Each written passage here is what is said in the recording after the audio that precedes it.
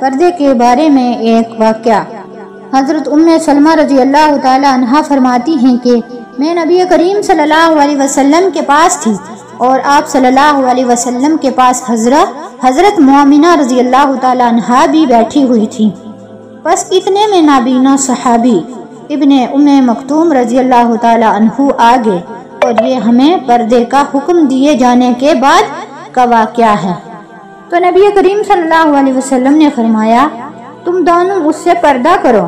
ہم نے عرض کیا اے اللہ کے رسول صلی اللہ علیہ وسلم، کیا وہ نابینا نہیں ہے؟